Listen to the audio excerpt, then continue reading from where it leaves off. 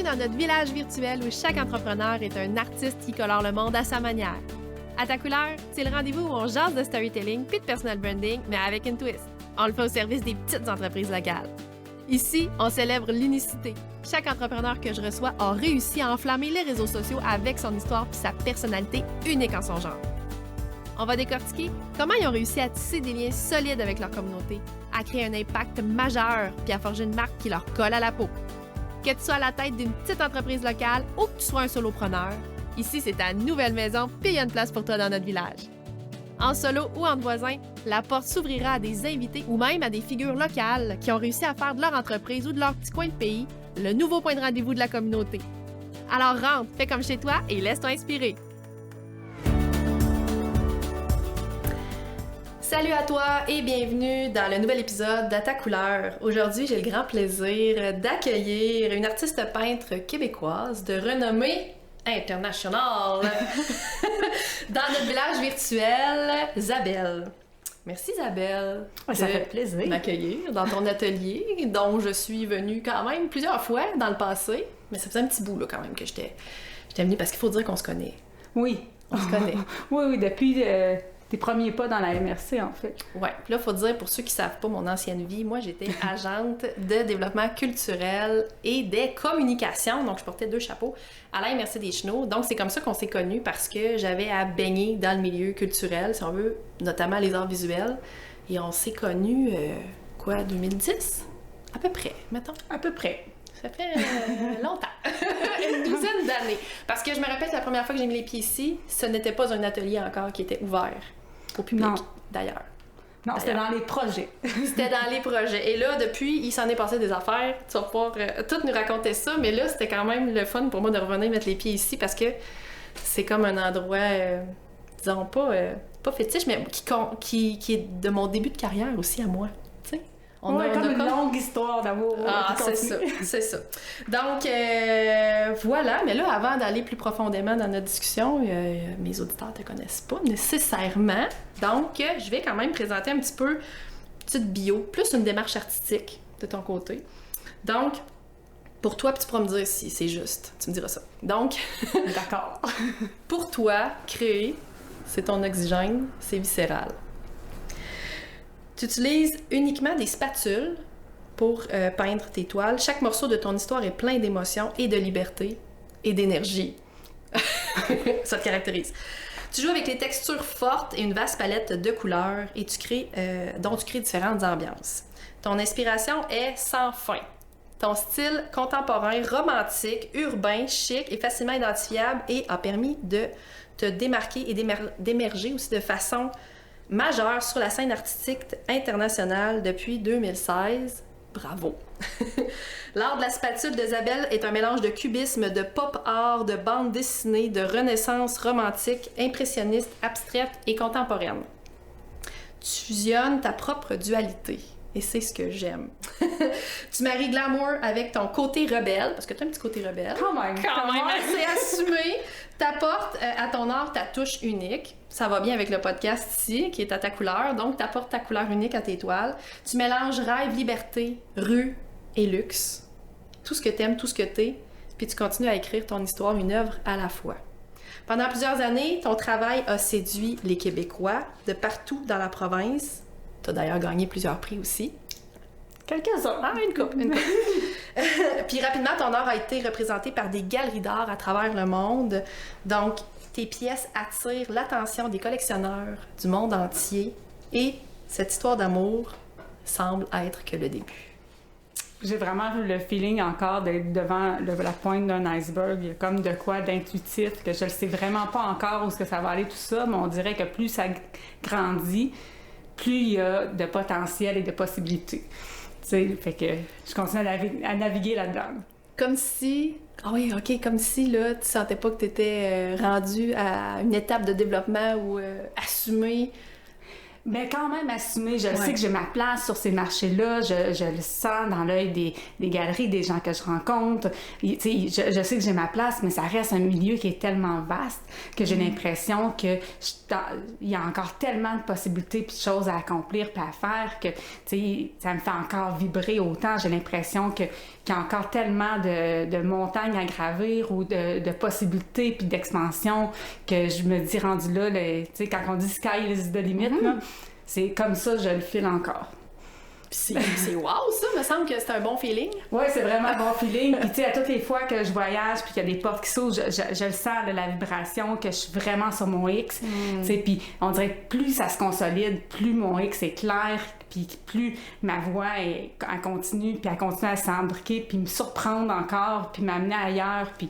Tu sais, on dirait que c'est jamais... En tout cas, c'est jamais plate. C'est rempli de possibilités, de plaisir puis d'expansion. C'est sûr que t'es une artiste passionnée. Alors, hein, ça aide. Mais là, t'es clairement née artiste, là. T'es clairement née artiste, mais t'es peut-être pas née entrepreneur. T'as un parcours, t'as une histoire quand même avant de te lancer en affaires artiste, avant de vivre de ton art, parce que là, tu vis de ton art, là. C'est vraiment le cas. C'est pas le cas de tous les artistes, on va se le dire. C'est quoi ton histoire? C'est quoi ton parcours? Qu'est-ce que tu faisais avant? Comment t'en es venue à te dire, là, ça y est, je me lance, je fais le grand saut? Bien, je pense que je suis née artiste, puis je pense que je suis née entrepreneur, mais je suis aussi née... je suis aussi née capable de tenter de rentrer dans un moule. Tu sais, le moule de la société qui est tellement présent, puis quand, à l'époque, moi, j'ai grandi... Avoir une carrière réussie, c'est de passer par l'université. C'était ça, la philosophie. Ouais. C'était ça, l'ultime gradation que tu fallait aller chercher.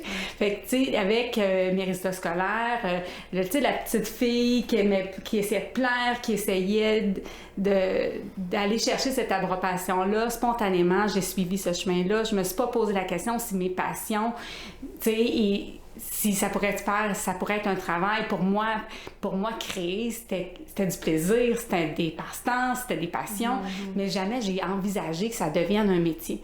Il a vraiment fallu que je me rende à faire un bac en gestion. OK, parce que tu as fait un bac en gestion. En gestion, loisirs, culture, tourisme. Ah oui, loisirs. OK, parfait.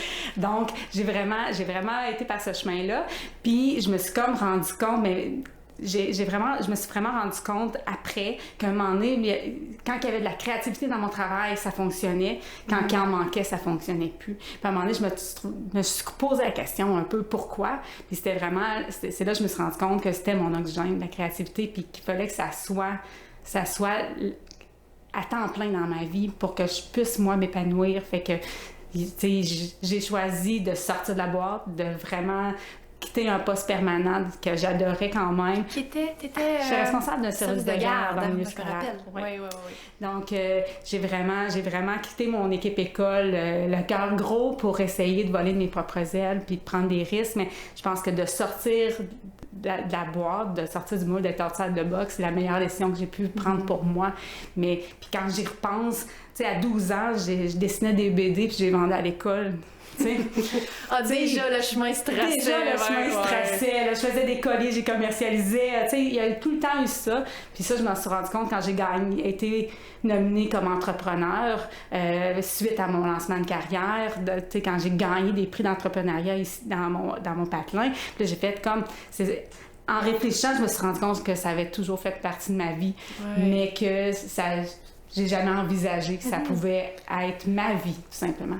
Puis, est-ce que, tu sais, quand tu dis j'ai démissionné finalement de mon poste, je me suis lancée à temps plein, est-ce que t'as tenté quand même t'as-tu tenté le terrain avant de te lancer à temps plein? Ou t'as-tu été comme ce qu'on appelle une flexipreneur? Tu connais ce terme-là? C'est-à-dire d'être salarié temps plein? J'ai comme commencé à faire des expositions l'été, puis puis je m'étais dit, OK, je me donne quelques années pour essayer de concilier les deux.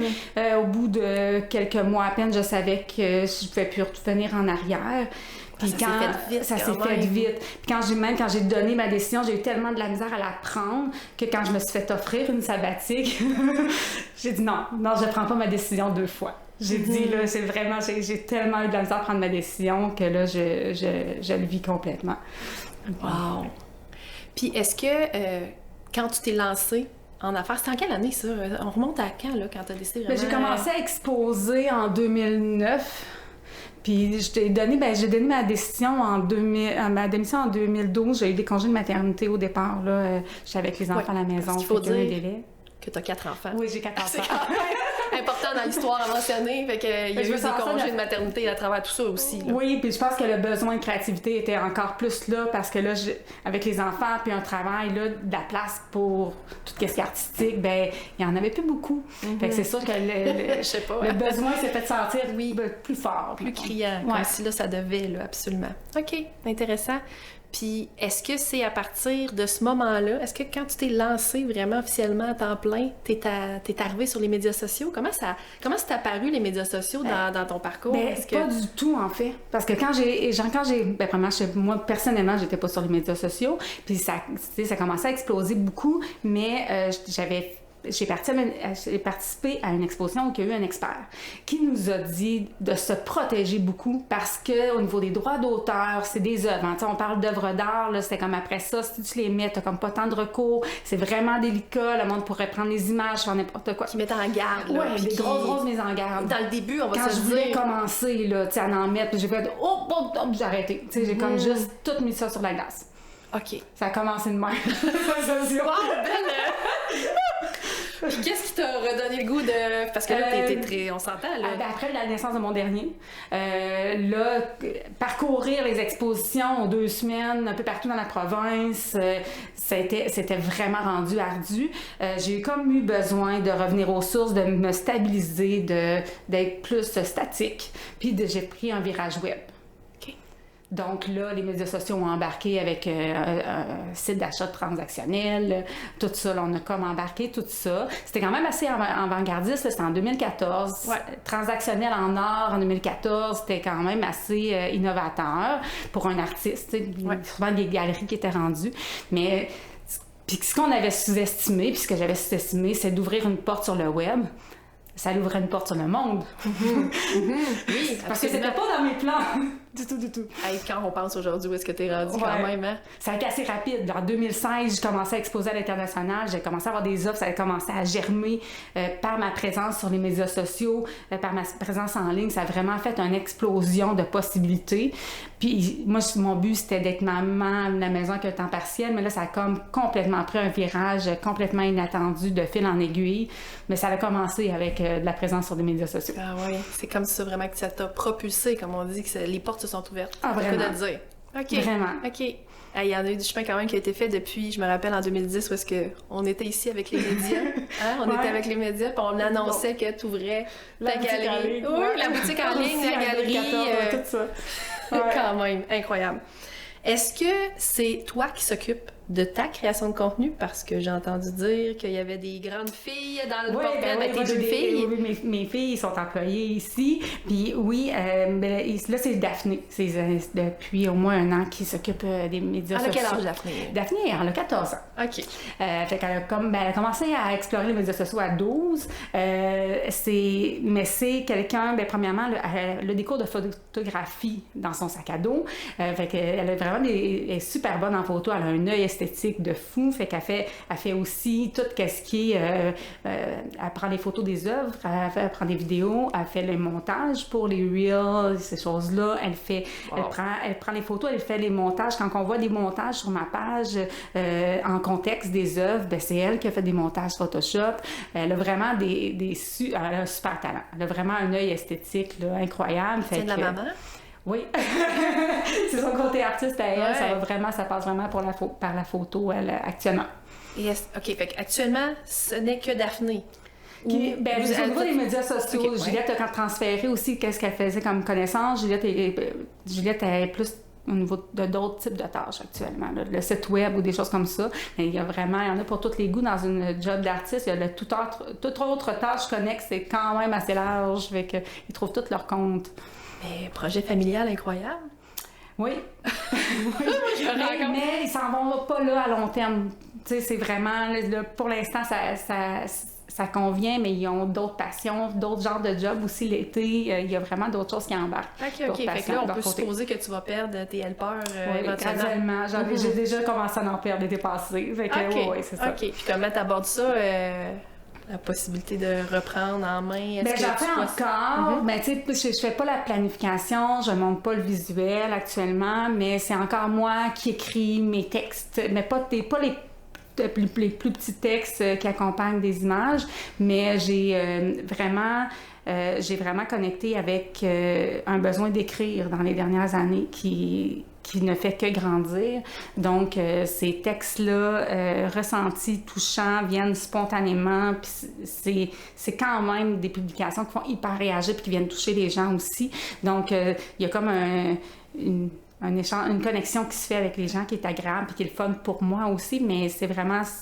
Tu sais, ça t'appartient. Ça peut pas être tes filles qui rédigent ça. Non. C'est dans ta tête. Non, j'ai besoin de le faire de plus en plus. Là. Je manque de temps pour en faire plus, même. Puis t'as dit quelque chose d'intéressant, t'as dit, parce que ça fait énormément réagir, parce que j'imagine que tu mets ton cœur sur la table. En tout cas, te connaissant, j'imagine bien que ce sont des publications vraiment où tu donnes un petit peu plus accès à ton histoire, à quitter, à tes réflexions du moment. Oui, puis à mes valeurs beaucoup. Tu sais, j'ai travaillé beaucoup dans les dernières années sur établir mon why avec Drolette, que tu connais aussi. On salue Marielle. Salut Marielle, bonjour. Donc, on a vraiment été chercher, puis on s'est rendu compte qu'il y avait beaucoup de choses que j'étais qui ne transperçaient pas sur mes plateformes web en général, incluant mon site web. Comme quoi, qu'est-ce qui transparaît? Ma personnalité. Ensuite, même le succès, le côté international. Quand tu arrivais sur mon site web, la grandeur, la renommée de la carrière n'était pas visible, n'est toujours pas tant visible, puisqu'on travaille sur un autre site web. En parallèle. OK, fait qu'on peut s'attendre à un prochain site web un peu plus explosif. Mais tout ça, on travaille sur le bord en un coup d'œil. Puis pour établir vraiment qui j'étais, on a discuté vraiment beaucoup. Puis il y a tellement de pépites d'or qui sont sorties, il y a tellement de valeurs qui font partie de moi que j'ai jamais pensé intégrer à mon rôle d'artiste.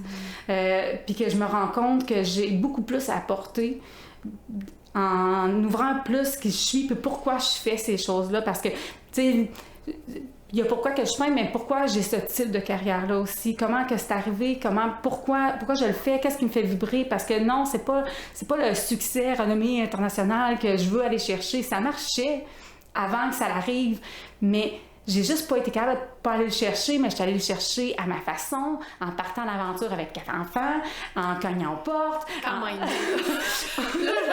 Partant à l'aventure avec 4 enfants, artiste peintre à travers, on a suivi, en tout cas moi j'ai suivi tes aventures quand même, là, c'est tout un exploit. Puis il y a personne qui a vraiment suivi mes aventures parce que j'ai tellement pas tout mis qu'est-ce qui est arrivé, j'ai tellement pas tout raconté, mais puis ça leur a encore tellement de valeur encore aujourd'hui à être raconté de où c'est parti jusqu'à maintenant parce qu'il y a tellement encore de contenu, parce que même des fois là, que c'est comme OK, il arrive de quoi, on va faire une publication, on va faire une story, puis là, ça va trop vite. T'arrives d'une bad luck à l'autre. Avec 4 enfants, c'est clair. Il y a d'autres priorités. Là. Mais c'est ça, mais il y en a comme tellement. Puis là, rendu là, ça va trop vite, il faut coucher les enfants, t'es brûlé, tu t'assois, tu te couches, tu te lèves, ça continue. Le lendemain, ça recommence. L'anecdote, là, il y en a une autre le lendemain. Fait que, mais juste parce qu'on en parle, il y a une fois, on était genre à Houston, on faisait un show dans le Convention Center là-bas. Fait que la roulotte nous servait aussi de trailer pour amener les œuvres. Fait que là, on débarque les œuvres, on monte la salle, on sort, il est comme genre 10h, minuit, tard, là, tu sais. Puis là, quand on sort du Convention Center, le stationnement est barré. Oh. Avec la roulotte dedans, nos clés, nos cartes de crédit, nos chargeurs à cellulaire. C'est ça qui signifie que vous êtes à la rue. Avec 4 enfants, dans Houston. Qu'est-ce que vous avez fait? On a cherché comme on a pu. On a fini par réussir peut-être 1 heure plus tard à voir les rues. Mais je textais une amie artiste dans la rue, puis toi, as-tu une carte de crédit? As-tu un numéro de carte de crédit? Je peux-tu t'emprunter? Parce que là, j'ai regardé qu'il va falloir que je me trouve à Airbnb, il me reste 5% de batterie sur mon sel. Je sais même pas comment qu'on va dormir quelque part. As-tu une chambre d'amis? Non, ouais, c'est-tu bien grand, tu dors? Non, OK, non, et ça va. On débarque à 6, tu sais. Fait qu'on a fini par réussir à mettre la main sur notre roulotte puis sortir, mais on a eu chaud, là, mais tu sais. Je comprends donc. Mais c'est ça, il y a tellement de choses qui sont arrivées de ce genre-là. Ça, c'est une parmi Tant d'autres. Beaucoup d'aventures, mais c'est ce qui fait le charme, mais ça fait aussi le charme de le vivre, mais ça fait aussi le charme de dire, OK, tu sais, je peux arriver tout cru, avec tout dans le bec d'un matin à l'autre, que, OK, elle, on le sait bien, ça fonctionne, mais pendant ce temps-là, si moi, je mets juste sur les médias sociaux le show, le glam, le côté chic, le mérissage, parce que finalement, c'est la seule chose que j'avais le temps de mettre. Ouais. Mais le monde pense que c'est facile, le monde peut penser que je suis snob, le monde peut penser que... L'image que ça projette. Elle est pas complète. Ouais, tu sais, puis ouais. Fait que tu confirmes hein, l'importance, dans le fond, de mettre de l'ordre un peu dans tout ça. Tu sais, quand tu dis, je réfléchis présentement avec Drolette, tu sais, j'ai fait un travail de réfléchir à mon why, pourquoi je fais ce que je fais, ma raison d'être, ce qui m'anime, puis sûrement des brides d'histoire aussi de ce parcours-là qui est très riche, très riche, tu sais. Donc, tu confirmes l'importance de faire ce travail-là pour être en mesure, à un moment donné, dans tout ce brouhaha-là, de pouvoir choisir les bonnes pépites. Oui, exactement. Oui, c'est une introspection parce que tu le fais sans trop te poser de questions. Puis après ça, ben je pense que c'est une connaissance de soi-même qui te permet d'être juste plus solide après. Puis après ça, pouvoir assumer complètement qui t'es, puis pourquoi tu le fais, puis aller dans le bon sens. Puis, tu sais, même de faire ce travail-là, ça l'a fait l'inverse aussi, parce que je me suis rendu compte que j'avais des œuvres qui sont encore quand même très glam au niveau du visuel, au niveau du rendu, au niveau de l'esthétisme. Mais tu sais, il y a beaucoup d'amour, de romantisme, puis tout ça marche ensemble, puis ils sont là parce que moi, je suis comme ça. Mais je me suis comme rendu compte que j'avais un côté très, très... street, très, très rebelle, très fort, parce que moi, ça me dérange pas de dormir dans une vanne, dans une rue, là, même si j'arrive d'un Fashion Week à Los Angeles dans la soirée. Tu sais, c'est comme, je suis capable des deux, mais c'est comme, il manque une partie dans mon travail. Il manque dans mes œuvres le côté rebelle. Cette dualité-là. Ouais. Fait que là, j'étais comme là, j'ai regardé mes œuvres après, je me suis dit, non, ça marche pas. Je pensais que c'était moi, mais là, maintenant que je me connais mieux, je me rends compte qu'il manque une partie. Fait que c'est intéressant ce que tu dis. Puis moi, ce que je gobe de ça aussi, c'est l'importance de bien se connaître. Hein? Parce que quand on se connaît bien, on est en mesure vraiment aussi de pouvoir mettre le doigt sur notre personnalité, nos traits de caractère, ce qui nous caractérise, puis d'être en mesure aussi de bien le faire transpirer dans notre contenu. Oui, exactement. Oui. Puis t'es une personnalité tellement pétillante, Isabelle, qu'il faut faire des choix aussi à un moment donné. Dans le sens où, pas de compromis sur notre personnalité, c'est pas ça que je veux dire, mais dans le sens où t'en as des choses à dire. Il y en a plein de nuances de ta personnalité aussi. Fait que ça devient quand même, comment je pourrais dire, pas nécessairement complexe, mais justement, c'est un travail qu'il faut réaliser de connaissance de soi. Pour être en mesure après ça de le communiquer aux autres. T'es un exemple vraiment... Oui, puis des fois, c'est de trouver comment, quand, parce que des fois, il y a des choses qui sont super pertinentes, mais dans le moment présent, on n'a pas toujours le temps de faire une publication aussi riche qu'on voudrait avec ce qu'on vit, ce qu'on traverse. Puis il y a une fois que je me suis embarquée sur des séries qui c'était comme plus en revenant de la vacance, puis c'était vraiment ma vie. C'était titré « Ma vie est un show télé ». Tu sais, parce qu'il arrivait tellement de choses. Puis là, je faisais des résumés, épisode 1, épisode 2, épisode 3, puis j'avais tellement de plaisir à créer ça, puis raconter un peu, tu sais, ce qui s'était passé dans cette aventure-là, de partir à l'aventure avec les 4, puis d'aller exposer, d'aller rencontrer les galeristes directement sur le terrain, tu sais. Pour écrire un livre, faire une série. Prochaine étape. Avec plus de 22 000 abonnés sur ta page Facebook, près de 10 000 quand même sur Instagram, tu as bâti une communauté qui est assez impressionnante en ligne, qui aurait dit, toi qui au départ n'avais pas mis ça dans tes cartes, mais finalement une grande communauté en ligne. Quelle stratégie t'as testé pour connecter avec tes abonnés au fil du temps, puis laquelle, selon toi, a été la plus efficace pour bâtir une relation? Parce que ta relation est chaude, là. On va se le dire avec tes abonnés, là, on le remarque sur ta page. Oui, t'as 22 000, 10 000, Instagram, Facebook, mais ça réagit, là. Les gens sont là, sont au rendez-vous, puis ils te suivent, là. Oui, puis je dirais que c'est encore plus dur avec les années parce qu'on a tout le temps l'algorithme Facebook là, qui finit par s'en mêler puis qui met des bâtons. On n'embarquera pas. Fait que c'est d'autant plus important de s'adapter, puis tu sais, de s'adapter à la réalité de ce qui va se rendre à tes abonnés aussi, parce que là, comme là, si c'est pas du vidéo de ce temps-ci, ça se rend plus difficilement. Le format, les tendances ce que l'algorithme va pousser, Mais c'est là que la connexion, je pense qu'elle rentre encore plus en ligne de compte, que le storytelling de vraiment te livrer un peu a plus d'impact parce qu'il vient aller chercher quelque chose qui est plus profond puis plus sincère. Donc, de communiquer, mais tu peux pas le faker non plus. Mais comme je disais, je l'ai déjà essayé de « OK, j'ai du succès, puis on va mettre ça parce que ça va créer un wow. J'aurais dû mettre le behind the scene, la réflexion, la peur, tu sais, de dire que c'était un gros défi d'y aller. Toutes les émotions humaines derrière. Tu sais, la conversation que j'ai eue, genre assis ici dans mon atelier quand que j'allais exposer à New York, puis que je voyais pas comment j'allais réussir à pouvoir envisager une carrière comme ça avec 4 enfants, puis que ça marchait pas dans mon plan de valeur, puis que je voyais pas comment, puis mon chum qui est ouvert, puis qui dit on va trouver une façon, on va le vivre avec toi, on va voyager avec toi. Mais si lui n'aurait pas dit ça, je me serais pas rendue où ce que je suis là. Mais ça c'est un behind the scene qui avait pas été mis parce qu'on a juste mis le show à New York, puis le succès. Puis mais ça a aussi créé l'inverse. Parce que un choix de façade. Oui, parce que c'était plus beau, c'était plus fun à partager. C'était pas une façade voulue ou identifiée plus que mettre les belles réussites en avant-plan parce que t'es rempli de fierté de faire des réussites. C'est pas pour show et off ou c'est vraiment parce que tu les ressens vraiment, que tu les mets. Mais parallèlement, après ça engendre de la jalousie, ça engendre tout plein d'autres trucs que tu vois pas venir. Puis qu'après ça, tu te rends compte que le monde croit que t'es pas sincère, que t'es peut-être plus là pour le succès ou pour être plus pas un produit, mais tu sais que le monde après ça se rend compte en connectant avec toi que OK, t'es vraiment un artiste, tu le fais vraiment pour les bonnes raisons. Oui. Pour les raisons qui t'animent. Je suis incapable de peindre si je le fais pas avec mon cœur, tu sais, c'est vraiment ça. Je vais pas peindre parce que ça a du succès, je vais peindre pour moi en premier, tu sais. Puis tant mieux si ça je vais continuer à évoluer, c'est ça. Mais c'est pour ça je l'ai essayé. Puis je retournerai pas là. Puis là, c'est encore plus important de justement d'aller connecter avec tes valeurs puis ton cœur, puis d'essayer d'aller véhiculer aussi peut-être un message qui va venir aller toucher les gens, mais pas encore là, pas que tu vas faker, mais juste d'ouvrir cette petite brèche-là pour aller peut-être impacter, pour aller leur donner... Quand moi, je prends le temps de prendre des prises de conscience puis de réfléchir, mais là, des fois, c'est juste en regardant un magazine, en faisant une activité, avoir un flash, mais là, j'ai besoin d'écrire. Puis j'ai besoin d'écrire là sur quelque chose, puis ça va être sur mes valeurs fondamentales. Tu sais, ça va être sur l'importance d'être sur son X dans la vie, d'aller les chercher tes rêves, d'oser, tu sais, toutes ces choses-là, ça en fait partie, le lâcher prise, de faire confiance. Fait que mes apprentissages de vie, toutes les valeurs que j'incarne au quotidien. Fait que quand tu n'avais peut-être pas accès avant.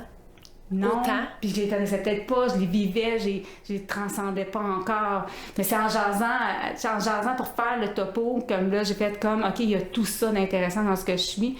Puis j'avais encore, à ce moment-là, j'avais de la misère à penser que ça pouvait impacter les gens. Ouais. Puis le plus comme ça va... c'est qui ça va intéresser? Ouais. Je suis qui, moi, pour écrire un texte là-dessus? moi, je fais des toiles. Ouais. Mais, tu sais, quand je le fais, puis que la réaction... Puis là, de ce temps-ci, une des choses que je trouve les plus touchantes, c'est quand j'écris, puis je me fais dire, non seulement tu fais des belles œuvres, mais en plus, tu écris tellement bien, c'est tellement inspirant. Puis on dirait que ça vient me chercher une autre vibe artistique, une autre plus complexe facette. Aussi. Ouais. Hey, c'est intéressant. Fait que tu abordes le côté aussi de l'authenticité. Puis tu sais, souvent, on peut avoir beaucoup de débats par rapport à cette thématique-là sur les médias sociaux. L'idée étant pas nécessairement de livrer l'entièreté de son jardin secret, mais dans ce que tu dis, je vois cette importance-là, cette nécessité-là de ton côté de montrer toutes tes facettes. De plus en plus, tu sais, j'avais une question en lien avec cette authenticité-là, je m'en allais te dire à quel moment ou de quelle façon tu démontres cette authenticité-là sur les médias sociaux. Mais là, je pense que tu y as répondu. Donc, je me rends compte que tu as fait une prise de conscience en cours de route d'une portion de qui tu étais qui était peut-être pas assez. Mais j'aimerais ça encore en livrer plus, prendre plus le temps. Mais tu sais, à un moment donné, 4 enfants, une carrière internationale, à un moment donné, ça déborde le temps, il y a pas assez d'heures dans une journée. Mais j'aimerais ça avoir le temps parce que c'est pas l'envie qui manque d'en livrer plus, d'être plus fréquemment. Puis, mais tu sais, on sait pas, peut-être que ça ira spontanément là, mais à un moment donné, pour l'instant, je pense que je fais le maximum avec le temps que j'ai, avec l'inspiration. Malheureusement, il y a encore trop d'images et de textes non publiés qui restent dans des fichiers. Mais tu sais, Isabelle, mieux vaut fait que parfait. Hein? J'ai entendu ça, mieux vaut fait que parfait. À un moment donné, on lâche prise. Puis, tu as une infolettre aussi, hein? Tu as une infolettre? On peut s'abonner à une infolettre? Est-ce que dans ton infolette, tu partages les mêmes choses que sur les réseaux sociaux? Est-ce que c'est du contenu différent? Comment tu fais cette... est-ce que tu as une ligne plus c'est directive? Surtout une liste prioritaire. Okay. Dans le sens que...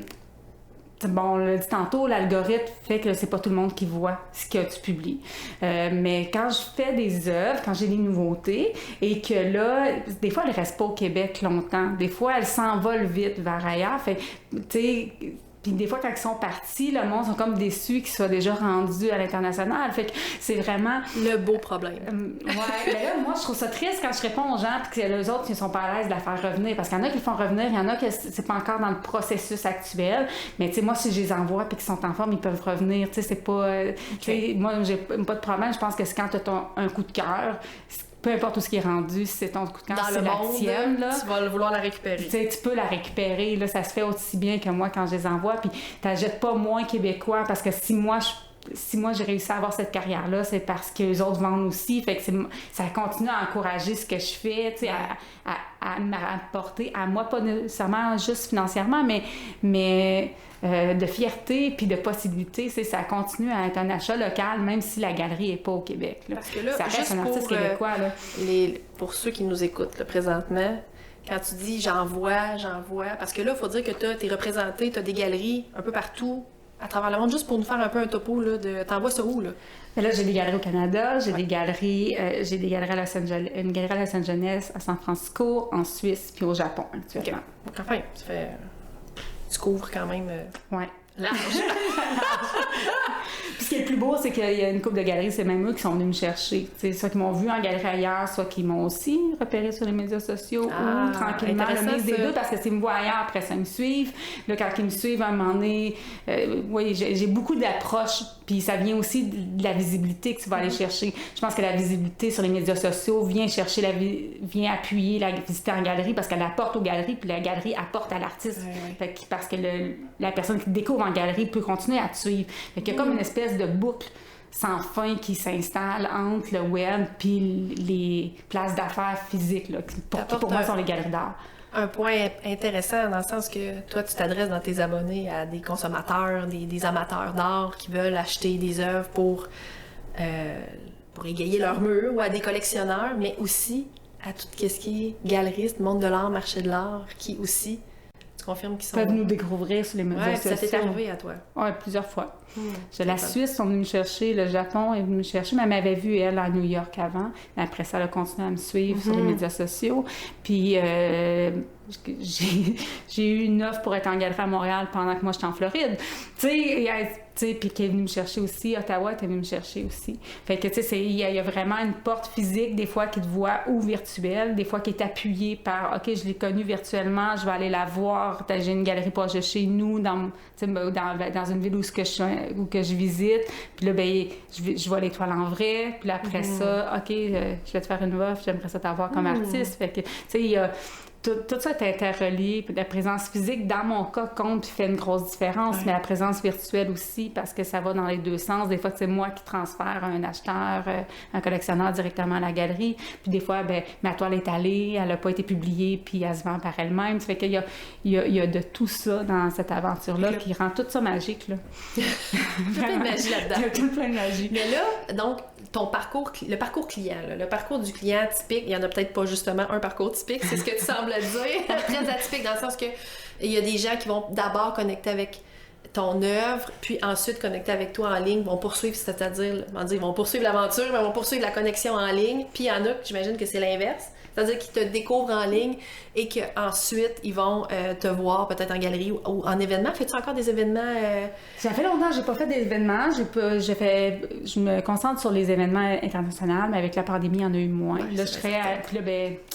j'ai eu aussi des petits ennuis de santé qui m'ont comme ralenti. Fait que j'ai booké des dates pour faire maudite des... COVID, on va le dire, maudite COVID! Fait que, mais là, mon énergie est revenue, je pourrais me rebooker les shows aux États-Unis, mais là, j'hésite entre ça ou cogner un peu plus fort aux portes de certaines galeries. Fait que, mais il y aura encore des possibilités, Bien mais sûr. Une galerie, c'est le fun, ça dure plus longtemps dans le temps aussi. Fait que, Mais oui, qu'un événement qui a une date de fin, puis que tu remballes tes affaires, puis tu t'en reviens. Ouais. T'as un besoin viscéral, hein, on l'a dit tantôt, de créer dans tes toiles, en peignant et tout ça. Est-ce que tu ressens ce même besoin-là de création de contenu sur les médias sociaux? Est-ce que, mettons, là, quand tu te mets dans une énergie de création, d'avoir des moments où tu es plus créatif, des moments où tu l'es moins, comme tout humain, j'imagine, est-ce que ça vient au même moment que ton envie de créer, mais sur les médias sociaux? C'est une excellente question. J'aurais j'aurais répondu non, puis non, je réfléchis, mettons une coche de plus, mais quand que je peins, là, puis que je suis dans le moment, des fois, là, j'ai juste le goût de graver le moment dans le temps aussi. Puis là, j'ai comme une pensée, mettons, pour mes médias sociaux ou pour faire de faire du contenu pendant que c'est dans mes hot, qu'est-ce que je suis en train de faire ou c'est comment je me sens quand je suis dans cette énergie-là hyper positive. Et là, j'installe mon cellulaire quelque part, la caméra, puis là, je fais... Il y a des journées comme ça où il se prend beaucoup de matériel pour les médias sociaux, genre vraiment sur l'instant présent. C'est pas des journées que je me suis dit « OK, je vais... » Non, c'est juste... Là, je suis comme fière de ce qui se passe, des réactions que ça fait, là, comment ça prend forme. Puis là, je suis comme « Ah, il faut que je prenne une vidéo avant que ça soit terminé. » Parce que c'est arrivé tellement souvent que je faisais une série de toiles puis que je mettais ça dans une boîte puis ça partait sans aucun prix. Parce que ça, tu sais, quand ça va vite puis que tout le monde veut les toiles puis que t'es dans un bon flash d'énergie créative, des fois ça a été mis de côté, mais là c'est comme non, garde du matériel, mais des fois c'est instinctif puis c'est vraiment viscéral de le faire. Puis je dirais qu'il y a d'autres fois où qu'il y a des réflexions qui viennent enchaîner quand je suis pas en création puis quand je suis pas dans mon quotidien. C'est encore plus vrai si j'ai le temps de me poser puis de réfléchir. Fait que c'est sûr que si je croise un océan, il y a de quoi qui se passe, puis là, il y a des idées. Mais c'est sûr que les idées ou la vibe de création de contenu va pas nécessairement m'arriver devant un ordinateur. Elle va m'arriver quand que je vis le moment, parce que là, c'est là que je vais aller sortir le maximum de ce qui me fait du bien, de ce que je suis, puis qui va peut-être amener un peu plus dans le discours que quand tu te sens un peu débordé, puis que c'est plus le chaos. Tu as plus de facilité à transposer l'émotion aussi quand tu le vis, tu sais. C'est plus évident. Donc, t'es pas du genre à avoir un grand calendrier de contenu planifié 6 mois d'avance, là, Isabelle? Mais si j'en fais pas, je finis par pas en faire. Puis non, pas 6 mois d'avance. Même que je suis un petit peu étourdissante pour mes jeunes demoiselles employées, parce que... Que sont tes filles, on rappelle? Ouais. Ouais, parce qu'il aimerait bien ça que je leur dise fais 3 posts par semaine, puis 2 reels, puis tel jour, mais tu sais, moi je peux leur arriver, puis OK, laissez passer telle chose, et là je pars comme un feu d'artifice, et là, c'est comme une bouteille de champagne, toujours en train de réinventer. Là, c'est ça. Je suis un petit peu instable sur ce côté-là. Fait que, mais là, quand ça part, je fais OK, faudrait qu'on fasse ça, puis ça, puis là, c'est. C'est plus spontané. C'est plus spontané. Mais s'il n'y en a pas de planifié, la spontanéité, si elle n'arrive pas, il n'y a rien qui se passe. Fait qu'au niveau de la constance, il y a comme un creux qui se répercute. Fait que je pense d'en avoir de planifié, c'est pour continuer à être présent régulièrement, puis d'avoir la place à ce qui va popper. Je pense que c'est un mix que j'aime bien, mettons. Donc, c'est un bel équilibre, une belle complémentarité. Sûrement que tes filles, elles, sont plus planifiées dans le contenu que... Exactement. Ouais, c'est ça, plus t'arrives, puis... Je vais aller dire du fous le bordel là-dedans. C'est ça. Puis là, moi, j'essaie de m'intégrer là-dedans avec mes idées, puis de ce que j'ai, puis j'essaie de le mener à terme aussi, tu sais, dans mes défis. Dans mes défis. J'ai un beau post écrit hier pour hier soir qui est encore dans mon ordinateur. Fait que je vais essayer on va suivre ça. De le modifier pour le sortir en soirée tantôt ou en fin de semaine.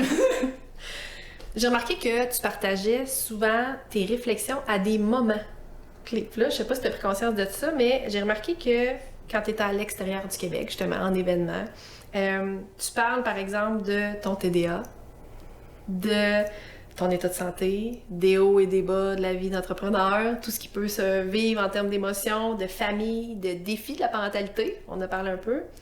Penses-tu que cette transparence-là contribue davantage à aller chercher peut-être des gens qui vivent ces mêmes émotions-là, ces mêmes choses-là, ces mêmes étapes-là? On parle de TDA, on parle de parentalité, de famille. Bon, bien sûr, c'est pas tous tes abonnés qui ont la chance de vivre des événements internationaux, à titre d'artiste, mais... Je pense que ça contribue à une connexion humaine, parce que c'est pas tous mes abonnés qui sont des collectionneurs, il y en a qui aiment juste l'art que je fais. Je l'espère, la personne que je suis, mais plus je me livre, plus je pense que je viens toucher. Mais je pense que quand tu décides d'avoir une toile chez toi, c'est quelque chose c'est une énergie avec laquelle tu vas vivre à tous les jours, qui va te faire du bien.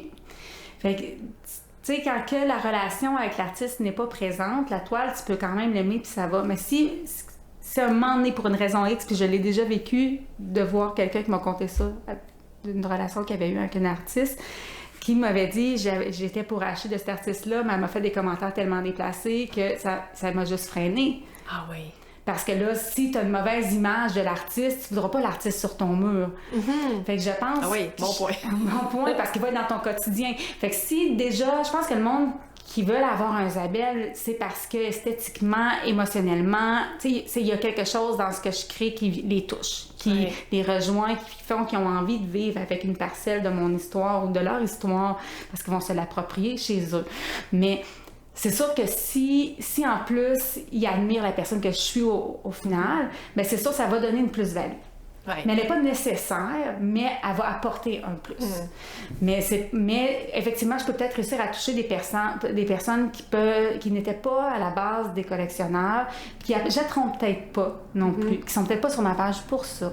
Mais je peux peut-être humainement faire une différence dans des choses, tu sais, par le message que je vois, là. Faire une différence. Faire la différence, des fois, de « aïe, aïe, tu sais, je me reconnais » ou on partage les mêmes valeurs. Des fois, c'est inconscient.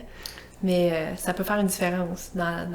Ben, j'ai eu un super témoignage dernièrement. Ça fait longtemps que je veux rentrer plus en contact. Tu sais, pendant la pandémie, quand je voyais plus personne, j'aurais aimé ça apporter plus, mais je voulais pas peindre live puis montrer mes techniques. Tu sais, j'ai comme jamais débloqué si je fais un live, je peux faire quoi d'autre que peindre. Tu sais, fait que j'ai jamais réussi à créer, aller dépasser ça pour aller apporter plus.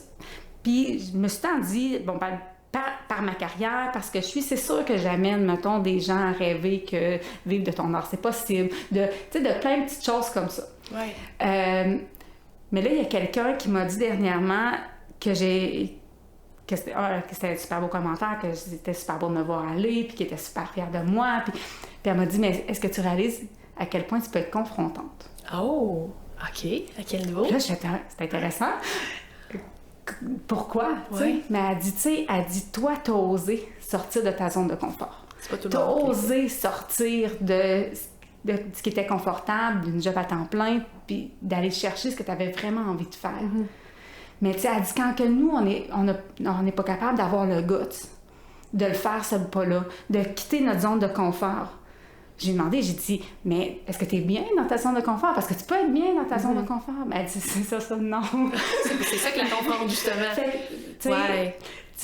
De me rendre compte que mon impact va beaucoup plus loin que ce que j'essaie même d'avoir. Je me suis dit, c'est tellement précieux ce que je peux apporter. Ouais. Au-delà même d'être artiste puis de faire des toiles, j'ai tellement plus encore à donner au niveau humain puis connexion.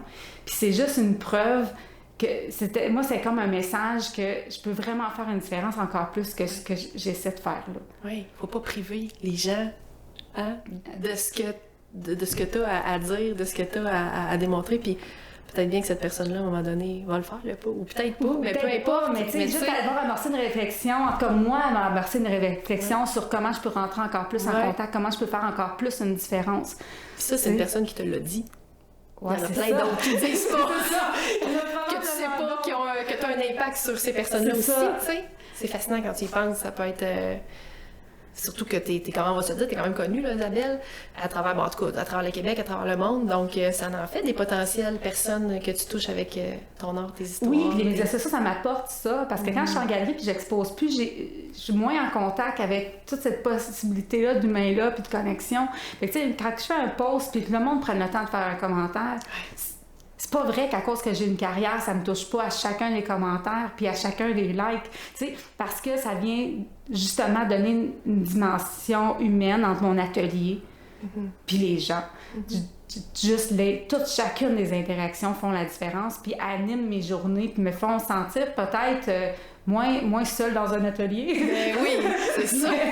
Mais c'est ça, ça vient vraiment créer ce pont-là avec la vie puis avec les gens puis le partage. Fait que... Wow. Ne sous-estimez pas l'impact que vous pouvez avoir sur les médias sociaux, c'est ce que j'aurais envie de dire après ce que tu viens de dire.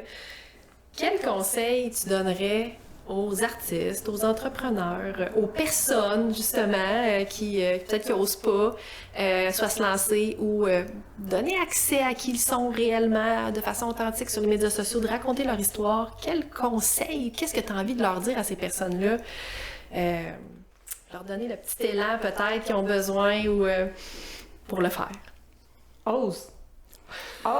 Mais tu sais, même si on réussit pas parfaitement, même si c'est flagrant, tu sais, quand on est un peu chambranlant, tu sais, chaque petit pas va nous faire avancer dans tous les cas, mais c'est peut-être de prendre le temps de faire l'introspection sur pourquoi tu le fais, pour que peut-être ça va te donner juste le petit peu de solidité supplémentaire, tu sais, pour oser, pour te sentir plus solide puis oser le faire, tu sais. Puis chaque petit pas qui te rapproche de ton rêve, je pense qu'il est valable, puis il est valide, puis il compte, puis tu sais, j'ai longtemps, puis je pense que c'est ça qui est écrit dans mon album de finissant de secondaire, mais c'est « Vaut mieux vivre avec des remords qu'avec des regrets ». Tu te rappelles ce qui est écrit dans ton livre de secondaire? Je pense que c'était ça, parce que ça fait tellement longtemps que ça fait partie de mon focus. Je suis sûre que c'était ça, ma phrase. Il y a toi une petite phrase. Oui, je suis sûre que ça peut pas être autre chose que ça. Ça fit au bout avec toi. Tu me dis, tu sais, d'avoir fait de quoi, puis regretter, comme de dire « Ah, j'aurais peut-être pas dû le faire », c'est moi là que j'aurais dû faire. J'aurais ça veut dire que dû le t'as osé. faire. Donc t'as osé, après ça t'as appris de ça. Ça n'a peut-être pas été... mais il y a eu on un apprend tout apprentissage. le temps. En même temps, ça veut pas parce que jamais, là, je dirais jamais à quelqu'un qui se plantera jamais et que ça sera jamais difficile. Mais tu sais... Je te croirais pas. On te croirait pas. On te croirait pas de toute manière. Mais c'est ça, mais c'est vraiment, je pense, de l'espèce de petite voix qui dit j'aurais dû faire ça quand c'est le temps ou quand je le filais. Ou, tu sais, on a tout le temps le choix dans la vie après de step backer, de faire autre chose, Mieux va avoir des remords que des regrets. Je retiens ça. Et qu'est-ce qui s'en vient pour Isabelle? Comment tu vois, je sais pas, la suite des choses sur les médias sociaux avec Isabelle? Ben là, on commence à parler de le faire peut-être en batching, là, des séances pro de création de contenu pour être capable de le mettre. La raison principale, c'est que je parlais d'un nouveau site web. Hein. Sur ce nouveau site web, il va y avoir une belle place pour les médias sociaux qui va s'auto-mettre à jour à mesure qu'on publie. Ouais, donc, c'est sûr, la qualité de contenu va être là. De façon où ce que je suis rendue dans ma carrière, c'est important aussi au niveau de la vibe. Ça va rester avec plein de spontanéité, puis de contenu, puis de texte. Mais il va y avoir... une des raisons, c'est aussi de pouvoir, moi, me permettre des temps de focus création avec d'autres choses qui roulent. Question que je puisse complètement être juste dans un monde artistique par moment et non en train de jongler avec différents chapeaux. Fait qu'il y a ça, mais sinon... c'est la deuxième entrevue que je fais, puis c'est quelque chose que j'aime beaucoup parce que ça permet d'échanger, ça permet de rentrer en contact, puis... Quand tu deuxième entrevue de podcast. De petit podcast, Mais tu sais, c'est quelque chose que je me rends compte que j'ai beaucoup, parce que quand j'ai des idées, quand j'ai pas le temps de les écrire, je vais parler de tout ça dans mon char, je vais parler à mon miroir, puis genre, j'ai l'impression que je peux livrer des choses. Livrer des choses puis que je pourrais apporter encore plus. Fait que, qu'est-ce qui s'en vient avec tout ça? Je me rends compte que écrire, je me rends compte que discuter ou de livrer des choses, ça fait aussi partie de la personne que je suis. Fait que là, je sais pas trop parce que je fais confiance à la vie. Je sais que je repars à l'aventure, que j'ai encore des portes à aller cogner, défoncer ou... je sais pas dire, mais c'est ça, défoncer. Ouais. Je ressens des choses très fortes pour certains milieux. C'est juste d'être à la bonne place avec les bons partenaires. Fait que c'est sûr qu'il y a aussi ça qui s'en vient. Puis j'espère être capable d'adapter l'aventure aux médias sociaux encore plus, de donner un peu plus de backstage de ces aventures-là au fil du temps, parce que là, les enfants grandissent et ils peuvent m'appuyer un peu plus là-dedans. Fait que j'espère être capable de donner un peu plus de temps réel sur la route, puis de trouver une façon de faire voyager les gens un peu plus avec moi. À chaque fois, j'essaie, ça s'améliore, mais petit pas à la fois. Fait que on sait pas ensuite. Hey, merci Isabelle pour cette belle jase-là. Ça m'a fait hyper plaisir de revenir dans ton atelier là où tout a commencé, on va se le dire. Ouais. À toi qui m'écoutes, je t'invite à découvrir par toi-même la couleur unique d'Isabelle. Tu trouveras tous les liens pour te connecter avec elle dans les notes de cet épisode. Je te dis salut, à la semaine prochaine! J'espère que tu repars avec de nouvelles idées pour colorer ta propre histoire et pour connecter avec ta communauté. Continue à te démarquer, à créer des liens en apportant ta touche perso. Puis d'ici là, si tu as apprécié notre moment ensemble aujourd'hui, ça serait génial si tu pouvais laisser un avis sur le podcast. C'est comme un petit signe de la main quand on se croise dans notre village virtuel. Ça me réchauffe le cœur puis ça me donne une meilleure idée de ce qui t'intéresse vraiment. N'hésite pas non plus à partager cet épisode-là avec tes amis ou sur les réseaux sociaux. Puis si tu veux continuer la discussion, utilise le tag La Voisine Pro sur Instagram. Ça va me faire vraiment plaisir d'échanger avec toi. On se retrouve très bientôt pour une nouvelle discussion entre voisins.